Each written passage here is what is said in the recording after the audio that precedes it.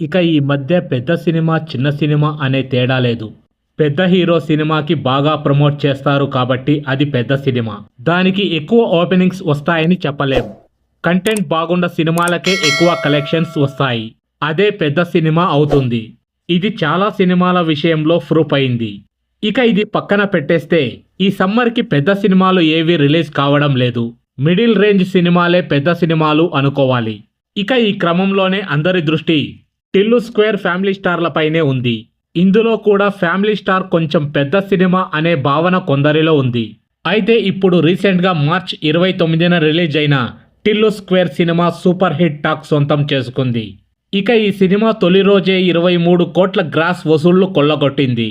ఇక సిద్ధు జొన్నలగడ్డ కెరీర్లోనే ఈ మూవీకి హైయెస్ట్ ఓపెనింగ్స్ అనే చెప్పాలి.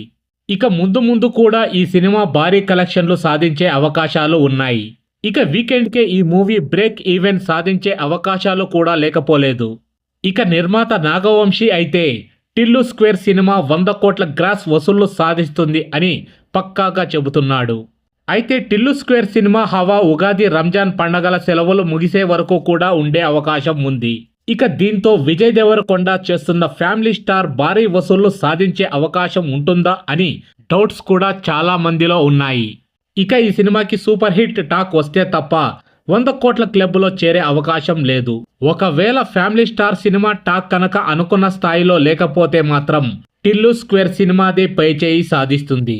ఇక చూడాలి మరి 100 కోట్ల క్లబ్లో ఫ్యామిలీ స్టార్ సినిమా ఉంటుందా, టిల్లు స్క్వేర్ సినిమా ఉంటుందా అని. సో ఫ్రెండ్స్, మా వీడియో గనక మీకు నచ్చినట్లయితే ఒక లైక్ ఇవ్వండి. మీకు మరెన్నో మూవీ అప్డేట్స్ కావాలంటే మా ఛానల్ని సబ్స్క్రైబ్ చేసుకోండి. ఇక మేము పెట్టే వీడియోలు మీకు ముందుగా నోటిఫికేషన్గా రావాలంటే పక్కనే ఉన్న బెల్ బటన్ని యాక్టివేట్ చేసుకోండి. Thanks for watching.